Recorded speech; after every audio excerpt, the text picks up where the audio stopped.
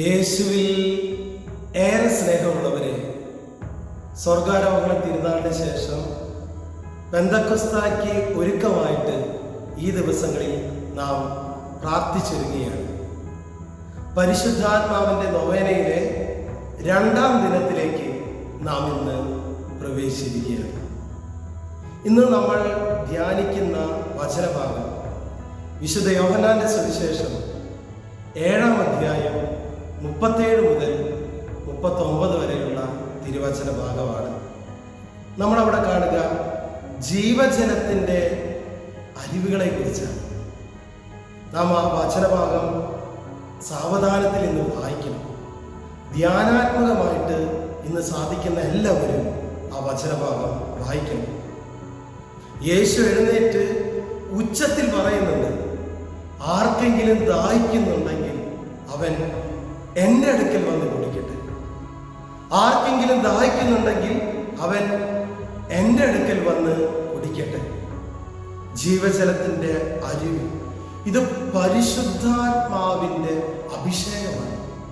ഈ ജീവജലത്തിൻ്റെ അരുവികൾ എന്ന് പറയുന്നത് പരിശുദ്ധാത്മ അഭിഷേകമാണ്.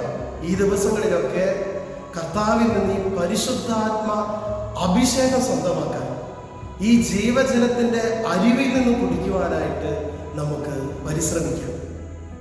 വിശുദ്ധ അമ്മ ത്രേസ്യ ഇപ്രകാരം പറയുന്നുണ്ട്. അമ്മ ത്രേസ്യ എങ്ങനെയാണ് പരിശുദ്ധാത്മാവിനാൽ നിറയപ്പെട്ടത്, അഭിഷേകം പ്രാപിച്ചത്? അമ്മ ത്രേസ്യ പറയുന്നത് വിശുദ്ധ യോഹന്നാന്റെ സുവിശേഷം 4-ാം അധ്യായം 15-ാം തിരുവചനം, ആ ജലം എനിക്ക് തരിക, മേലിൽ എനിക്ക് ദാഹിക്കുകയില്ലല്ലോ. ആ ജലം എനിക്ക് തരിക, മേലിൽ എനിക്ക് ദാഹിക്കുകയില്ലല്ലോ. പ്രിയപ്പെട്ടവരെ, നമുക്ക് ഈ ലോകത്തിന് വേണ്ടിയുള്ള ഒരു ദാഹമുണ്ട്.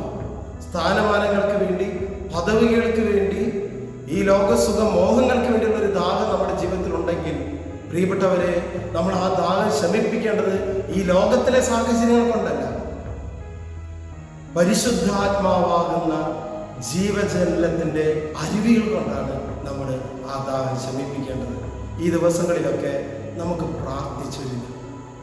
ലോകത്തിൻ്റെതായ ദാഹങ്ങൾ മാറ്റി ഈ ജീവജലത്തിൻ്റെ അരുവിയാൽ നിറയാൻ, ഈ ജീവജലം കുടിച്ചുകൊണ്ട് പരിശുദ്ധാത്മാവിനെ നിറഞ്ഞ് അഭിഷേകം പ്രാപിക്കുന്നവരായിട്ട് നമുക്ക് മാറാം.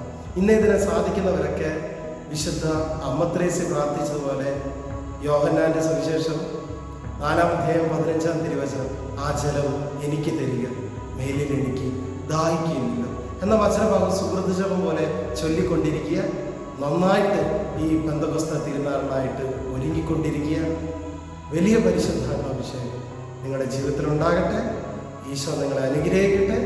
പരിശുദ്ധാത്മാവ് നിങ്ങളെ സഹായിക്കട്ടെ.